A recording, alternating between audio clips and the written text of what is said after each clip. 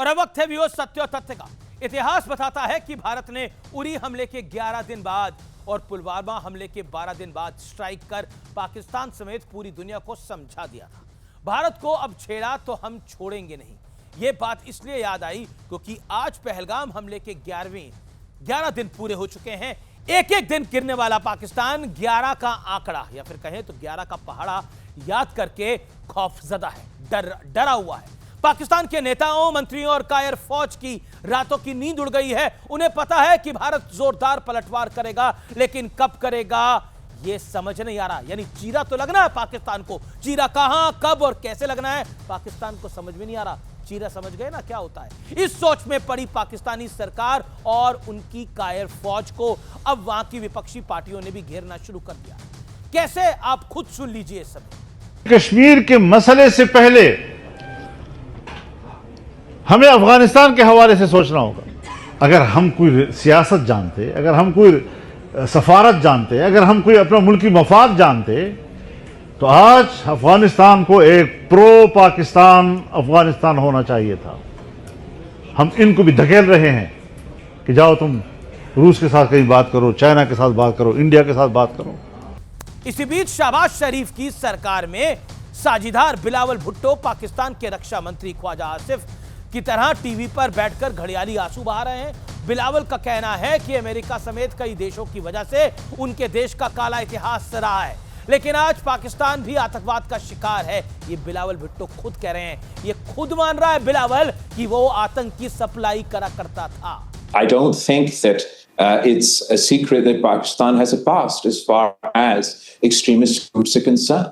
And as a result of this, we have suffered. Pakistan has suffered.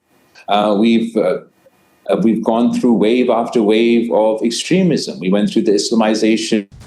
इसे आप बिलावल का बिल्ली की खाल में भेड़िए वाला वर्जन भी कह सकते हैं। जिस व्यक्ति की मां को हजारों लोगों की भीड़ में गोली मारी गई थी, अगर उसे अपनों को खोने का दर्द का एहसास नहीं है, तो उस जैसे तमाम पाकिस्तानियों को इलाज यानी ट्रीटमेंट की सख्त आवश्यकता है। और यकीन मानिए इसका इंतजाम बड़ा जबरदस्त हो रहा है। अमित शाह को सुनिए। मैं सभी आतंक फैलाने वालों को कहना चाहता हूं कि लड़ाई का अंत नहीं है, एक मकाम है। हर व्यक्ति को चुन चुन कर जवाब भी मिलेगा, जवाब भी लिया जाएगा। किसी को बख्शा नहीं जाएगा, किसी को बख्शा नहीं जाएगा। यह एक्शन जब होगा तब होगा, लेकिन उस एक्शन से पहले भारतीय सेना जिस तरह हर दिन पाकिस्तानी नेताओं और असीम मुनीर का बीपी बढ़ा रही है, यानी ब्लड प्रेशर, रक्तचाप जिसे कहते हैं, उसका एहसास भर बड़ा सुकून दे रहा है हिंदुस्तानियों को। अब इन तस्वीरों को ही देख लीजिए। इंडियन एयरफोर्स ने राफेल, सुखोई और जैगुआर का पहली बार गंगा एक्सप्रेसवे पर नाइट टचडाउन कराया, और यह हमारे लिए एक बहुत ही बड़ा प्राउड मोमेंट ही है। लेकिन इस दृश्य को देखकर दुश्मन की हालत क्यों खराब हो रही होगी, पतलून गीली क्यों हो रही होगी, यह सोचकर अपनी सेनाओं पर और भी ज्यादा गर्व करिए। शाहजहांपुर में गंगा एक्सप्रेसवे पर दिन में भी एयर शो हुआ। इसमें Miraj 2000, C-130J, Jaguar, Sukhoi, MKI ने हिस्सा लिया और टचडाउन भी किया।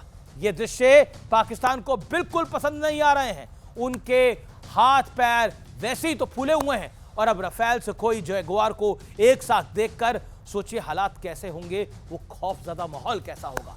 पाकिस्तानी खौफ में है, ये अच्छा है, लेकिन ये भी याद रखें कि ये टचडाउन तो मात्र प्रैक्टिस है, अभी तो पिक्चर बाकी है मेरे दोस्त। आगे समझदार को इशारा काफी है।